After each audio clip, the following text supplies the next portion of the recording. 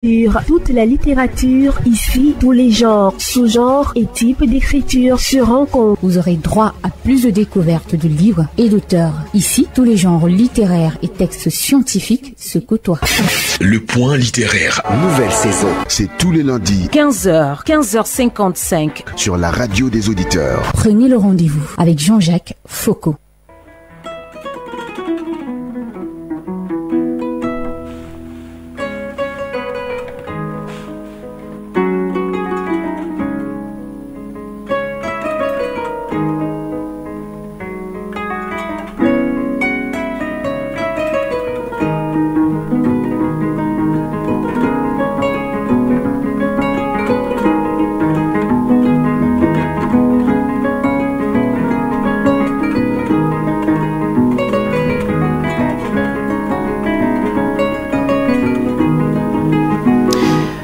Ouvrons tout de suite le livre du jour. La mort ne plane pas qu'au Sahara.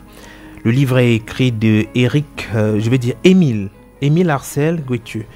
C'est un recueil de 4 nouvelles reparties sur 120 pages. Qui est l'auteur? Émile Arcel Guettieux est un poète et novelliste camerounais né le 9 décembre 1976 à Bafang, une petite ville de l'ouest du Cameroun. Pour lui, la littérature est un désir infini d'humanité et l'écriture un exutoire où il se libère de ses peurs, mais surtout un espace privilégié où il façonne le monde avec l'espoir intime de construire un avenir meilleur pour tous les hommes de la terre. Il est secrétaire exécutif de l'association de Poet Builders, organisation porteuse du programme J'écris au Cameroun. Par ailleurs, il est membre de la Ronde des poètes au Cameroun et ami de l'association Livre ouvert. Émile Guettieux a exercé diverses fonctions tout au long de sa carrière. Représentant permanent, coordonnateur des zones Awali Agence hôtesse au Gabon, rédacteur en chef du journal La Voix des Jeunes, Gabon également, consultant au comité de l'excellence africaine. C'est au Cameroun, président d'Africa Foundation Award Cameroun. Commerçant et vendeur à la sauvette, il est actuellement représentant GDP au Cameroun, correspondant de la chaîne panafricaine Téléwazi-Linson, présentateur TV de l'émission Les Wedjumboa et maître des cérémonies. Émile Arcel, bonsoir et bienvenue sur le point littéraire.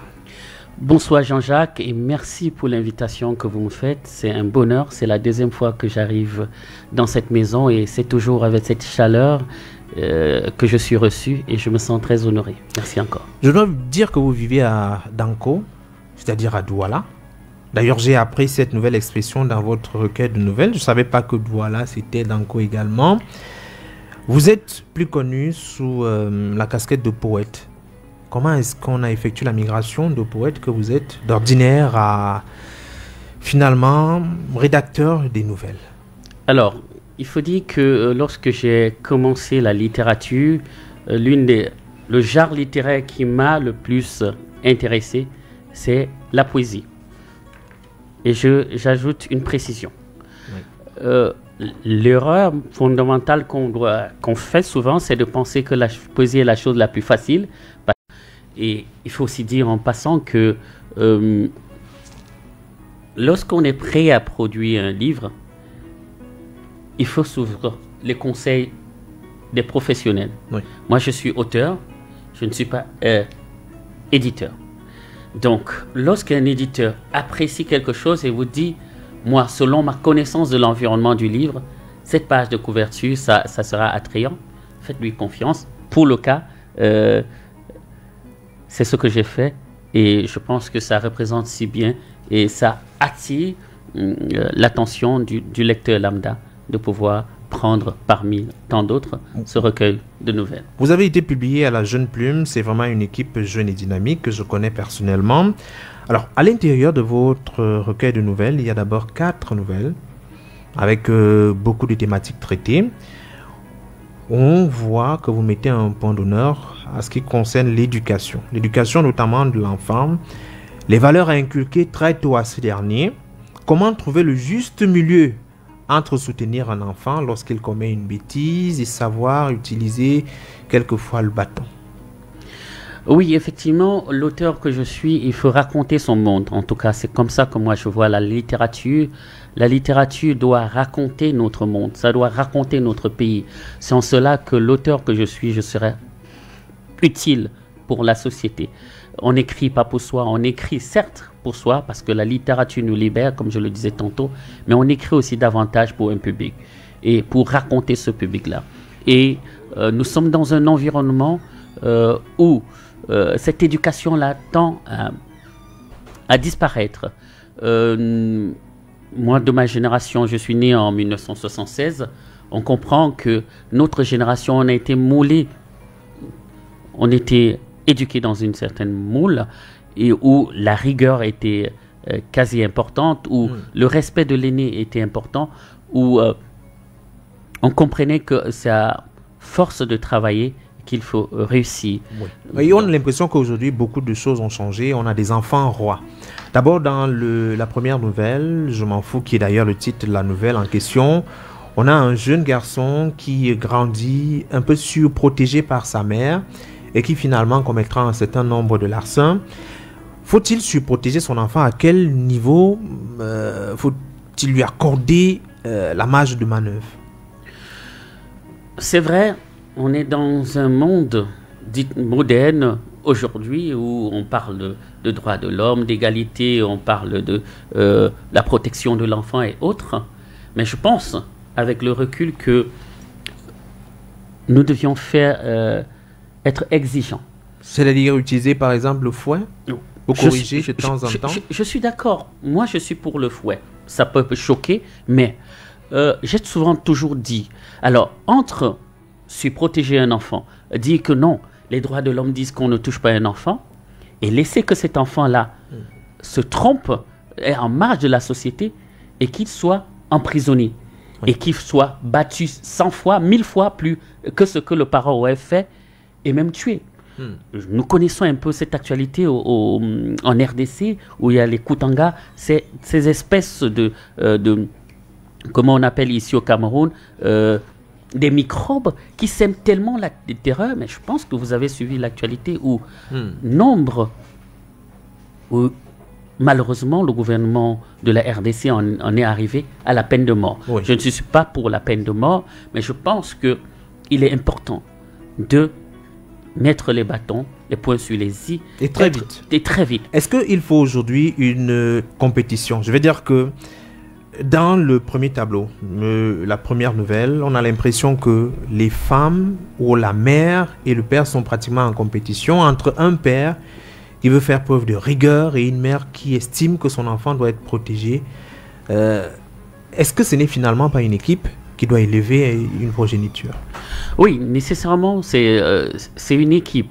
Moi, je pense que pour que nous nous en sentons, nous devions retourner à l'essentiel, à nos racines. De notre temps, ça peut être bizarre de le dire. Parfois mal interprété. Oui, oui, effectivement. Chacun estime que son époque était véritablement l'époque où il fallait être. Ok. Alors, mais je pense que l'éducation africaine a été fondée sur la communauté. Et le gros souci aujourd'hui, c'est que cette communauté-là a disparu pour des raisons multiples. Je suis d'accord.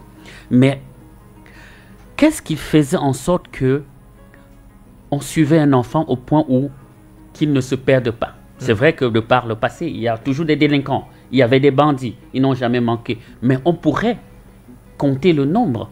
On est véritablement dans une société, je ne sais pas si vous faites le constat comme moi, ahurissant. Il y a des choses que jusqu'à 3 ans, on se disait c'est chez les Blancs. Mais on a rien que cette année, on peut compter le nombre de personnes qui ont tué leurs parents. On a ce cas d'enfant de 14 ans qui poignarde son père et on peut se demander où est-ce qu'on va. On a récemment, encore il y a quelques jours, cet enfant, ce monsieur, qui est peut-être, je ne sais pas de quelle année, pour une histoire de 5 000, tue sa mère.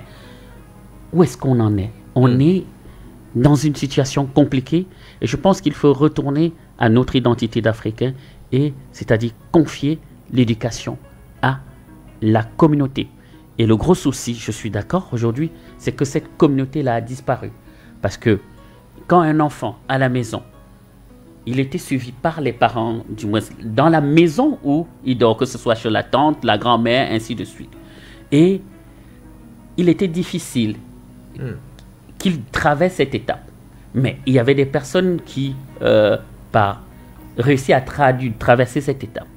Il y avait les grands frères du quartier qui allaient vous corriger, ça allait vous rattraper. Il y avait les enseignants à l'école. Il y avait, du moins, ce corps moral qui est par exemple l'église ou toute autre chose, ou la vie, le village, qui corrigeait. En d'autres termes, vraiment, l'enfant était l'enfant de la communauté et pas nécessairement d'une seule personne. Alors, à l'intérieur, on voit aussi la question de la monoparentalité.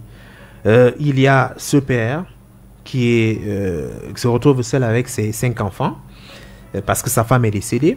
Mais il y a aussi cette femme qui se retrouve toute seule à élever ses enfants parce que le mari est allé au Congo-Brazzaville chercher la vie.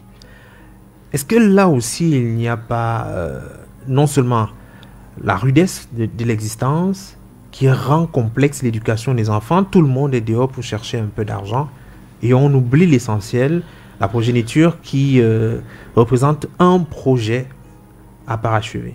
Alors, c'est effectivement cette question que j'ai voulu soulever pour interroger notre conscience, interroger notre réalité. L'auteur n'est pas un donnant de leçons, mais il présente à la société le visage qui est le tien pour permettre à la société de se regarder en face, de pouvoir s'interroger et de prendre des décisions qu'il s'impose. Moi, c'est ça mon travail. J'espère que les lecteurs, la société à qui ce livre est adressé saura s'interroger, mais effectivement, il est important.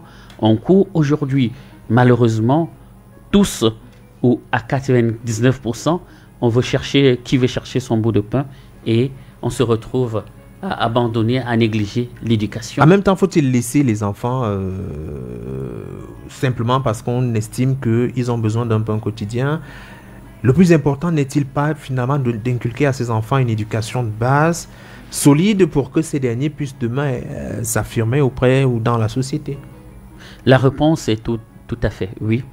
Il faut que nous comprenions que si nous voulons réussir notre société, que cette progéniture puisse demain être utile à la société, nous devions faire ce sacrifice. Et je pense que nos parents, en fait, on n'a pas besoin de grandes études pour le faire. C'est une question de conscience. Pour nos parents, l'enfant, c'est la richesse. Lorsqu'on disait que l'enfant, c'est la richesse, parce que on sait que si l'enfant est bien suivi, toutes les générations, c'est lui qui fera demain. Mais s'il est mal suivi, bienvenue les dégâts, en fait. Donc, certes, la mauvaise compagnie corrompt les bonnes mœurs. D'ailleurs, on le voit dans Je m'en fous. Je m'en fous, qui était d'ailleurs le petit nom du jeune garçon, enfant prodige, qui décide de prendre ses pieds à son cou et aller en Occident. Parce que tout le monde pense que de l'autre côté, la vie est plus facile et qu'on peut s'en sortir. Mais à côté de cette réalité-là, il y a l'histoire de Toa, qui est ce jeune qui est diplômé, qui a fait de longues études, et du jour au lendemain se retrouve sans travail, sans rien. Comment dire à ce jeune qui veut prendre la route pour aller au Canada, en Russie ou ailleurs, de ne pas y aller alors qu'il constate que ça fait 2, 3, 4, 5, 10 ans qu'il a obtenu ses diplômes, mais il n'a toujours pas eu d'entretien d'embauche? Alors, question difficile à y répondre. Entièrement, je pense, c'est ce que je crois. Je crois que nous devions nous battre pour rester debout et exister ici. Parce que c'est notre terre, c'est notre héritage. Et nous sommes les premiers à porter cet héritage-là. Nous ne devions pas décevoir nos ancêtres qui nous ont confié cette terre. Donc un devoir moral. Mais est-ce que face à la famine, le devoir moral peut être une raison valable pour rester sur place? Voilà pourquoi j'ai commencé par admettre que c'est une question difficile. Moi-même, j'ai été confronté à cela. Comme je vous le disais, j'ai eu mon BTS en 2002. J'ai traîné sur le terrain pour trouver de quoi. Et finalement, devant cette situation, moi-même qui parle, je suis allé au Gabon. Parce que j'ai écrit dans un texte en 2011, mon premier recueil. Toa, par exemple, n'a pas accepté cette difficile réalité Il a décidé de chercher où on peut trouver le porte-monnaie magique ou d'autres travers. Alors aujourd'hui, c'est devenu vulgaire. On peut trouver sur la place publique à travers Internet des personnes, des vendeurs d'illusions qui vous proposent de devenir riche et peut-être aussi perdre votre vie rapidement. Alors, on fait comment pour éviter de tomber dans de tels pièges lorsque la vie, le quotidien n'est pas évident? Vous êtes sorti de l'école, et je reviens toujours dessus, vous êtes sorti de l'école, ça fait plusieurs années, vos parents vous ont envoyé à l'école, ils commencent à regarder, ils deviennent malades, ils se fatiguent, ils vous observent, ils se disent qu'à un moment donné, il faut bien que le fils puisse également soutenir les parents, et c'est pas le cas. Face à ça, garder la tête froide, c'est pas une mince affaire. Je suis entièrement d'accord avec vous, mon cher Jean-Jacques. Ce n'est pas une mince affaire. C'est extrêmement difficile parce que effectivement, il faut avoir une vision morale. Il faut accepter, s'humilier. Parce que effectivement, votre père va vous dire, votre petit ami, si vous êtes un garçon à qui vous vous adressez la parole, va vous faire la remarque. Il y a énormément cette pression sociale. L'auteur que je suis, j'interroge la société. Je nous amène à réfléchir. Et ce débat-là, mis sur la table, ça permet à tout un chacun qu'on aborde dans les angles les plus différents possibles pour pouvoir tirer ce qui est meilleur. D'accord. Émile Arcel, on revient. Royal FM. Mon frère, tu souhaites aussi devenir un boss? Achète ton forfait à partir de 237 francs ou fais un momo d'au moins 237 francs et tente de gagner un des 237 véhicules à partager cette année. Tape seulement étoile 237 dièse ou étoile 126 dièse. Mon futur boss. Waouh papa, trop l'aîné.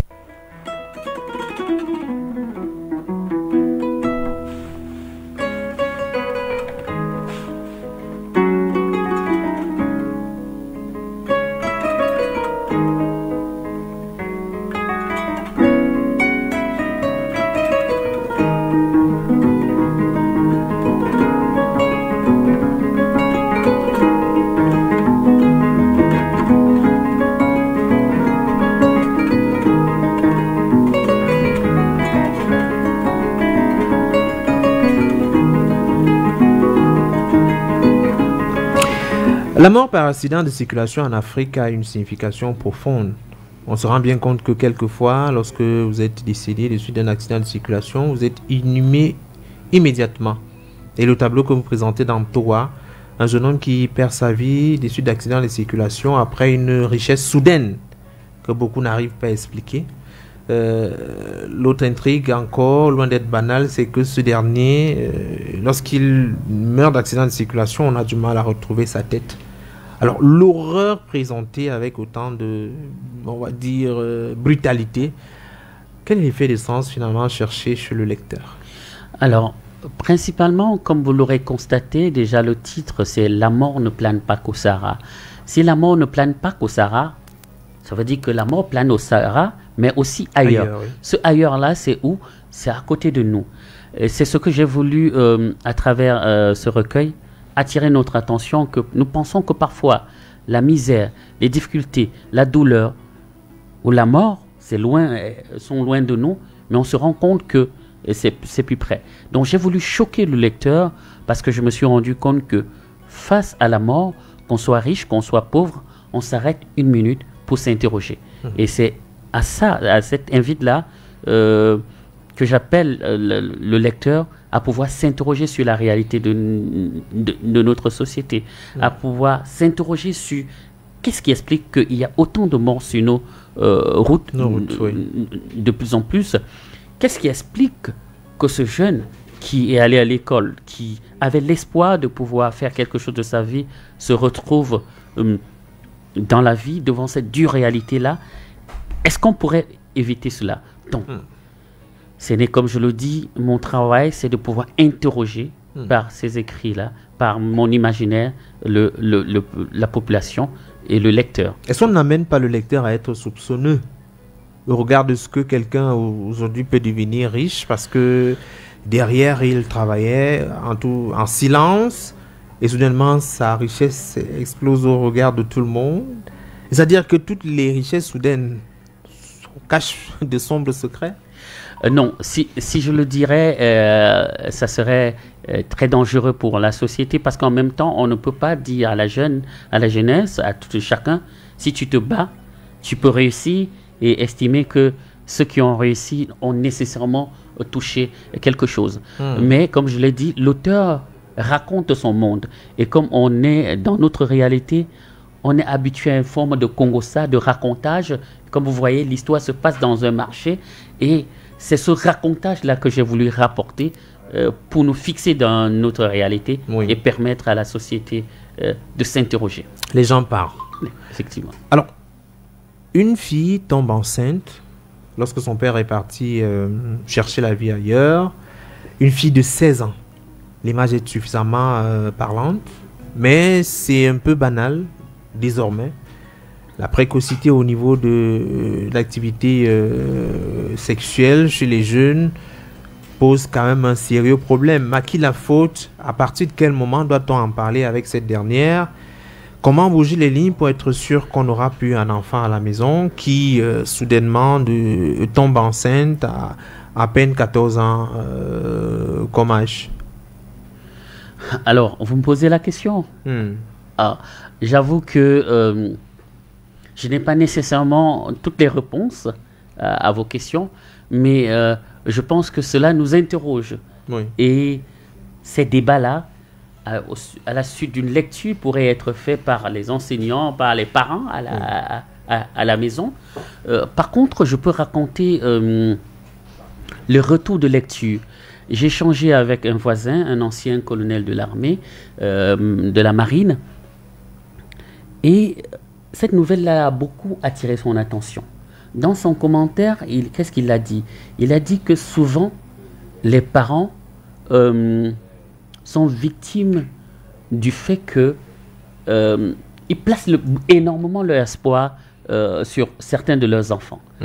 Ça ne veut pas dire que le parent ne doit pas, si demain l'enfant ne devrait pas donner à son père. Mais son constat, c'était que parfois, cette douleur, cette violence avec laquelle le père de Thiéménie a battu sur elle au point où elle perd l'enfant qu'elle portait, est née du fait qu'ils avaient beaucoup d'espoir. Ce parent ne pensait pas que sa fille pouvait être dans cette situation. Et qu'est-ce qui pourrait, selon le commentaire de ce lecteur, c'est que parfois on fait des calculs mathématiques sur nos enfants. On dit, bon, il va réussir, s'il va réussir, peut-être je ne me suis pas réalisé, alors j'utiliserai sa réussite pour aussi m'affirmer aussi. Donc, peut-être aussi qu'il y a cette pression sociale qu'il ne faut pas entièrement mettre sur nos enfants. Mais je crois, comme je le disais tantôt, la grande solution, c'est dans l'éducation. Alors finalement, un parent qui se met dans tous ces états, dans le cas présent de Thiéménie, parce qu'il avait mis beaucoup d'espoir sur sa jeune fille, est-ce que ce n'est pas finalement justifié? Dans la mesure où il apprend la grossesse de sa fille par un intermédiaire dans un bar, où il se vante d'avoir avec lui des enfants exemplaires, une famille exceptionnelle, il découvre que sa fille est enceinte de plusieurs mois, lui le père n'étant pas au courant. Oui. Ça arrive très souvent maintenant. Oui, effectivement. Malheureusement, c'est triste de le dire. Est-ce que c'est une colère justifiée? Oui, il y a toujours, comme on dit, il n'y a pas de fumée sans feu. Il y a quelque chose. Mais maintenant, on peut se poser la question, même si cette colère est justifiée, est-ce qu'il fallait en arriver là? Est-ce que le père ne devrait pas corriger son enfant d'une autre manière? Est-ce que le drame s'est produit peut-être parce que, effectivement, par rapport à ce qu'on a dénoncé tout à l'heure, il s'est exilé pour les raisons économiques, pour aller chercher la vie. Voilà. Peut-être s'il était là, avec le soutien de son épouse, peut-être ensemble, ils auraient trouvé des situations, même s'ils ne gagnaient pas beaucoup d'argent, au moins ils auraient peut-être réussi cette éducation de Thiéménie et des autres enfants. Il faut dire donc que la responsabilité est également à leur niveau. Tout à fait. Oui, peut-être aussi à l'entourage. Alors, il y a la question du suicide qui revient. Vous voyez, pour le cas présent, une fille qui décide de mettre fin à sa vie, simplement parce qu'elle a perdu son enfant. Le suicide, ça concerne cette dernière, mais ça concerne également d'autres jeunes. On regarde les informations. Il n'est plus banal aujourd'hui de voir un jeune qui décide de se donner la mort pour X ou Y raison. Pourquoi la propension au suicide? Pourquoi déjà vous présentez ce fait-là dans votre livre? Alors, pourquoi la propension au suicide? Pourquoi présenter le fait dans le livre? Comme je l'ai dit, il faut toujours garder à l'esprit que l'auteur n'est là que pour dire le monde. En tout cas, l'écrivain que je suis, ma fonction, au-delà de me dire, c'est de dire le monde. Et je pense que c'est en cela que je fais œuvre utile. Raconter notre univers, raconter notre réalité. Je ne suis pas là pour écrire nécessairement le beau. Ce n'est pas mon objectif. Mon objectif, c'est d'écrire ce qui est pour nous amener à nous interroger. À nous interroger. Alors, pour revenir, quelles peuvent être les pistes de réponse à votre question? Déjà que, effectivement, nous sommes dans un environnement où on va dire que la facilité ou bien on nous a habitués à ce qui est léger. Ça fait que lorsque nous rencontrons une difficulté, on est choqué. Et par exemple, moi par exemple, lorsque je suis confronté à cette réalité de suicide chez les jeunes, au Gabon pour la première fois, parce que quand j'arrive en 97, puisque j'ai vécu au Gabon à 2 reprises, entre 97 et 2000, où j'ai eu mon bac, avant de revenir ici au Cameroun, à Ndissamba, faire mes études en communication, option communication d'entreprise. C'était ma première fois de constater que quelqu'un a raté son examen. Il a envie de se donner la mort. Il a envie de se donner la mort. Je ne comprenais pas. Donc, il y a cela. C'est parce que, effectivement, nous sommes dans une société où on n'a pas encore, comme l'éducation est communautaire, est bafouée. Parce que dans la réalité de nos sociétés africaines, qu'est-ce qui était fondé? Comment était fondée la société? Il y avait des siècles d'initiation. Lorsqu'on dit siècles d'initiation, parfois, dans notre monde moderne, on pense seulement à la magie. Non, il n'était pas seulement question de la magie. Par exemple, il y avait les groupes qu'on appelait les clans d'âge. Comme toi, tu as grandi dans ton quartier avec des personnes qui ont sensiblement le même âge. Vous avez les mêmes types de jeux, vous allez puiser l'eau ensemble, vous allez à la rivière ensemble. Donc, il y a cette éducation. Parfois, dans cette éducation, qu'est-ce qui faisait de toi un homme? Pour qu'on sache que tu es un homme, il fallait traverser certaines étapes. Il fallait peut-être aller chercher un gros fagot de bois en brousse. Il fallait peut-être affronter un animal la nuit. Bref, il y avait ces scènes-là qui te permettaient de te dépasser. Et lorsque on se dépassait comme ça, on devenait véritablement un homme et il est difficile de se retrouver dans ce type. Ou bien chez les femmes, qu'est-ce qui faisait d'une femme une femme? Cette éducation que donnaient certains marâtres au village, certains matriarches, qui permettaient à ce que la femme aujourd'hui pouvait, devant les difficultés parfois qu'on rencontre dans des histoires de couple, supporter certaines choses. Donc, nous sommes confrontés à cette légèreté sociale de manière globale. Et moi, je pense que c'est ça qui explique quelques conséquences comme le suicide dont on en fait évocation. Alors, Émile Arsène Gauthieu, merci en tout cas d'être passé à la radio. Je rappelle que dans votre livre, au-delà des thèmes évoqués, il y a parmi les passages qui sont cultes, notamment la vie dans les marchés. La vie dans les marchés, on voit une certaine solidarité entre les commerçants, mais on voit également le danger au niveau des marchés, avec les pickpockets, les voleurs.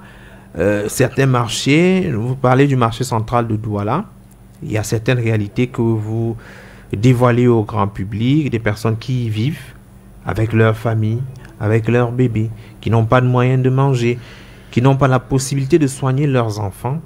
Autant de tableaux présentés. Je rappelle que le livre est disponible depuis décembre 2024. Merci d'être passé à la radio. Merci Jean-Jacques, merci à vos auditeurs. Pause.